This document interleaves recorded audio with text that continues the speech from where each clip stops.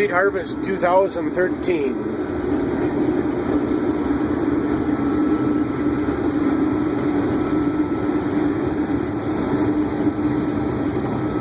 There's the wheat going in the header.